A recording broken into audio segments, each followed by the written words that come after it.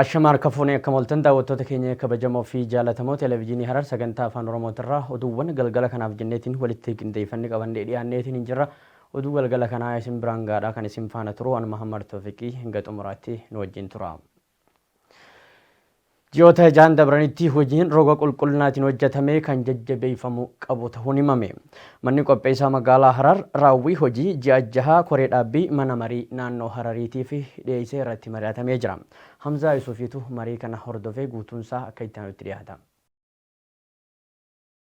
Gabaasaraawwii ji'a kan mana qopheessaa magaalaa Harariin ji'ootan jaan dabranitti gattaa gogogaa meeshuurratti xiyyeeffannoon kennamee kan hojjetame ta'uun ibsame. Bu'uuruma kanaan bara 2013tti sirna gattaa gogogaa meeshuu fi qabiinsa gattaa gogogaa irratti xiyyeeffannoon kennamuun kan hojjetame ta'uu fi gattaa gogogaa dhibbeentaa 5 iddoo ka'umsa isaatti xiqqeessuu dhibbeentaa 10 irra deebiin akka tajaajila kan nu taasisuu fi dhibbeentaa 30 sirnaan meeshuu irratti kan hojjetame ta'uu fi akkasumatti saanota 6 keessatti namoota 499 waldaa 30 takkaan ijaaruun gattaa gogogaa mana deemuun akka meeshan taasifamuun kan hojjetame ta'uun ibsameeti jira. Miidhaginaa fi misooma magariisaa magaalaa ilaalchisee daandiiwwan gurguddoo qarqaraa fi akkasumas walakkaa daandiiwwan irratti hojiileen misooma magariisaa garaagaraa hojjetamaa jiraachuu fi ji'ootan jahan dabranis seerri hojiin kun ittiin hojjetamu kan qophaa'e ta'uun ibsame. Iddoolee magariisaas qabiyyeen isaanii akka mirkanaa'u hojiin kaartaa hojjechiisus kan hojjetame ta'uun ibsameeti jira. Tajaajila qalmaa ilaalchisee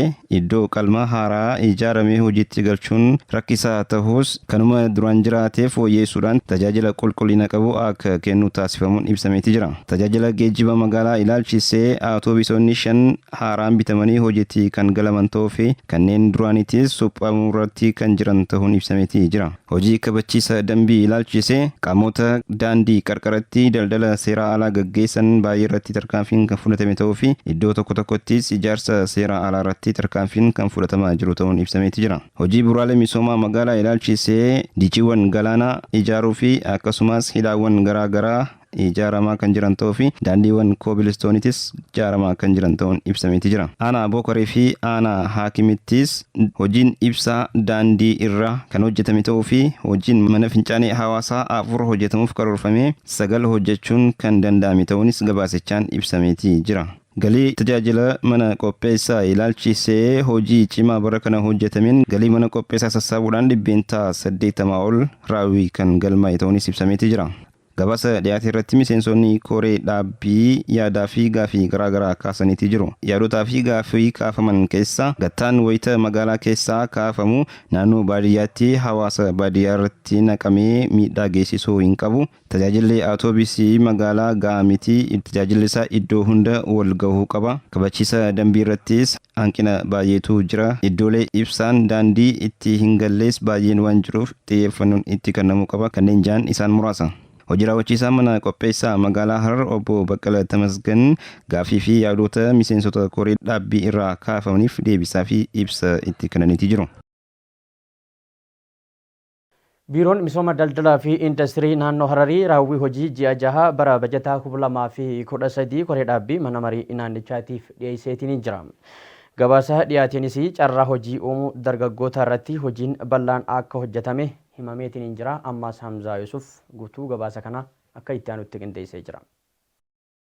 Gabaasaraawwii ji'a jaha dhiyaateen magaalaattis ta'ee baadiyyaatti carraa hojii roga qonnaa industirii tajaajila kennuu fi kanneen biraatiin walumaa galatti lammiilee 5,028f carraa hojii uumuuf karoorfame lammiilee 4,647f carraan hojii kan uumame ta'uun ibsameeti jira. Roga deeggarsa mootummaatiin intarpiraayizota 122 fi qaamota hojii biroo irratti bobba'an 726f birrii miliyoona 15,750 liqiin akka argatan taasisuuf karoorfame. Qaamota sochii garaagaraa irratti bobba'anii argaman 132f birriin miliyoona 14,928 liqiin akka argatan haalli kan mijaa'ee ta'uun ibsameeti jira. Tajaajila fandii marmarsaa fi qusannaatiinis lammiilee hedduun fayyadamoo kan tahan ta'uun ibsameeti jira. Liqii kennamee deebisiisuu ilaalchise birrii miliyoona 16,522 fi birrii 65 deebisiisuuf karoorfame. Birrii miliyoona 10,673 fi birrii 75 akka deebi'u taasifamuun ibsameetii jira. Deeggarsa misooma gabaa ilaalchisee tajaajilotaa fi oomishoonni garaagaraa gatii madaalawaa ta'ee fi yeroo isaanii eeggatanii bittaa fi gurgurtaan akka raawwatamu deeggarsi garaagaraa kan taasifame ta'uunis gabaasichaan ibsameetii jira. Sagantaa wabii nyaata magaalaa ilaalchisee marsaa lammaffaadhaan dhaabbataa fi yeroodhaan lammiilee hedduuf deeggarsi kan taasifame ta'uun ibsameetii jira. Roga investimentii albuudaa fi inerjiitiinis investeerota 45f hayyamni kennamu qaamota gara aadaatiin albuuda oomishuu irratti bobba'an 12fis hayyamni kan laatame ta'uun ibsameetii jira. Bara kana COVID-19 wal qabatee baazaarii fi agarsiisa daldalaa qopheessuuf haalli rakkisaa kan ture ta'uun ibsameetii jira. Gabaasicha irratti miseensonni koree dhaabbii mana marichaa gaaffii fi yaadota garaagaraa kan kaasan yoo ta'u, qindoominaan hojjechuu irratti xiyyeeffannoo kennamuu qaba. Carraa hojii uumuu magaalotaatiifis xiyyeeffannoon kennamuu qaba. Sirni kenniinsa liqii sirraa'uu qaba. Dabaliinsa gatii yeroo ammaatti cimaa dhufe irrattis xiyyeeffannoon hojjetamuu qaba. Dhimmi hanqina boba'aa naannichaa ibsamuu qaba kan jedhan isaan muraasa. Gaaffii fi yaadota miseensota koree dhaabbiirraa kaafamaniif deebisni waltajjiirraa itti kennameetii jira. Haalli jiruuf jireenyaa uummataa mijataa hin taane Itoophiyaatti lakkoofsi namoota dhibee daddarboo hin ta'iniin akka qabamanii fi dabaluu sababa ta'utu himame. Rakkinicha furuudhaa fi akka naannoo Hararitti hojiin roga bal'aa hojjetamaa jiraachuun ibsamee jira. Gabaasni kun kan Iyyeel Tsaggaayeeti. Tura ayyaanaa immoo dabalata isaa akka itti aanutti dhiyeessa. Dhiibbaa dhiigaa olaanaa, dhukkuba sukkaaraa, rakkoo qaamolee argansuu, kaanserii, dhibee onnee, rakkoo hidda dhiigaa fi dhibeewwan daddarboo hin taane biroon waggaatti namoonni miliyoona 41 ol ta'an lubbuu isaanii akka dhaban ragaan dhaabbata fayyaa addunyaarraa argame ni mul'isa. Namoota dhukkuba daddarboo hin taaneen du'an keessaa miliyoona 15 kan ta'an umuriin isaanii waggaa 30 fi 69 gidduutti kan argaman ta'us ragichi ni ibsa. Addunyaa irratti sababa dhibee daddarboo hin taaneen duuti galmaa'u dhibbeentaa 81 kan ta'u biyyoota galii gadaanaa fi giddu qabanidha. Itoophiyaatti waggaatti lakkoofsi namoota dhibeewwan daddarboo hin taane kanneen akka sukkaaraa, dhiibbaa dhiigaan du'anii dhibbeentaa 43.3 ol ta'a. Haalli jiruuf jireenyaa jijjiiramuun wal qabatee yeroo ammaa lakkoofsi namoota dhibee daddarboo hin taaneen qabamanii olaanaa ta'uun sababa ijoo isa guddaadha. Dhibeewwan daddarboo hin taane dhibeewwan biroorraa adda kan ta'anidha. Kanuma keessattis haala jiruu fi jireenyaan wal qabatee osoo hin beekamiin adeemsa keessa kan mudatu ta'uu isaaniiti jechuun ogeessa garee ittisaa fi to'annoo dhukkuboota biiroo eegumsa fayyaa naannoo Hararii kan ta'an obbo Rastam Umar dubbatanii jiru. ለየት የሚያደርገው ደግሞ ምንድነው? ተላላፊ ያልሆኑ በሽታዎች wanti adda isaan godhu umrii guutuu nama waliin kan jiraatan ta'uu isaaniiti. አብረው የሚኖሩ ናቸው። dhibeewwan daddarboo hin taane kunneen miidhaawwan adda addaa akka geessisanis obbo Rastam eeraniiru. እነዚህ በሽታዎች እንግዲህ ኢኮኖሚካሊ ሶሻሊ Dhukkuboonni kunneen rakkoo hawaas dinagdee fi kanneen biroo geessisan. Fakkeenyaaf namni dhukkuba sukkaraa yookiin dhiibbaa dhiigaatiin qabame tokko akka nama kaanii caceehee hojjechuun isaa gaafii keessa gala. Dubartoonnis kaansarii gadaameessaa fi harmaatiin wal qabatee hanga kophaa of baasuutti kan ga'ani. Kanaafuu dhukkuboonni kunneen dhukkuboota rakkoo xiinsammuu geessisanii. ያ ማለት ምን ማለት ነው? ሳይኮሎጂካል ፕሮብሌም ያመጣል። Sadarkaa naannootti dhibeewwan daddarboo hin taaneen namoota qabaman lakkoofsa isaanii hir'isuu fi ittisuuf hojiileen adda baasuu hojjetamaa jira kan jedhan obbo Rastam dhibeewwan daddarboo hin taaneen wal qabatiinsa qabus jedhaniiru. በክልላችን እንግዲህ ብዙ ስክሪን እናደርጋለን። Naannootti hojii adda baafachuu hedduu hojjanne. Sukkaaraa fi dhiibbaan dhiigaa warreen ijoo hoggaa ta'an akkuma fakkiitti namni dhiibbaa dhiigaa qabu dhukkuba sukkaaraa fi kaleetiin qabamuuf carraa olaanaa qaba. Dhibee kaansarii gadaameessaa fi rakkoo dhibdee sammuu akka naannootti adda baafachuudhaaf cimneeti hojjechaa jirra. በጣም እየሰራን ያለ ነው።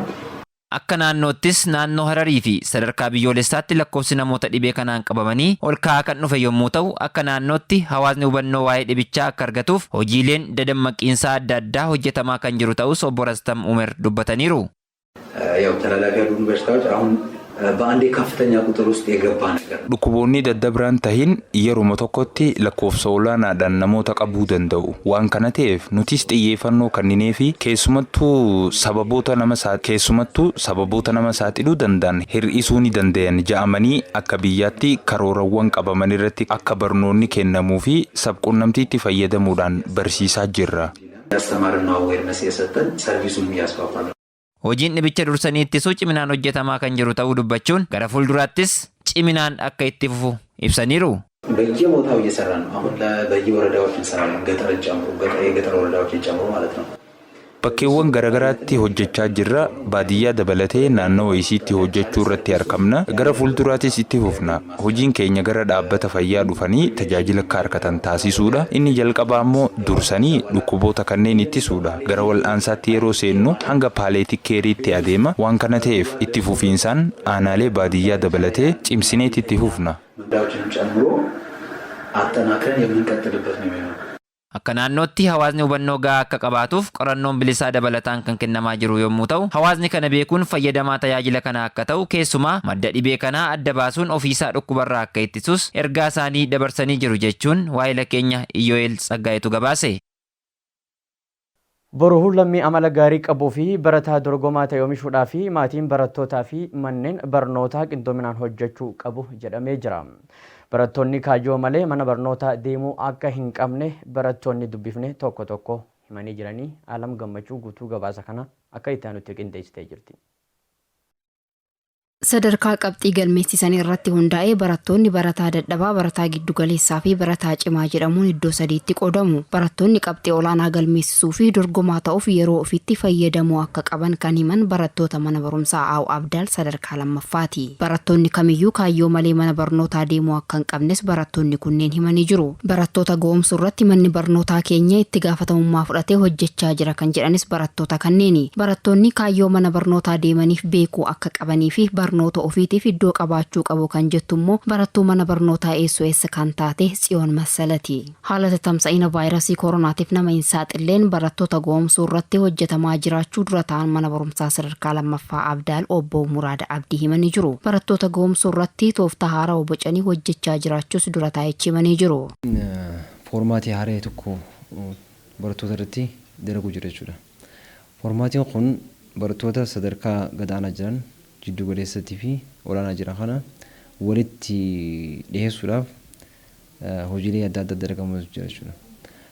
Foormaatiin haaraan amma asitti dalagamu jiru kun ABC foormaat jedhama jechuudha.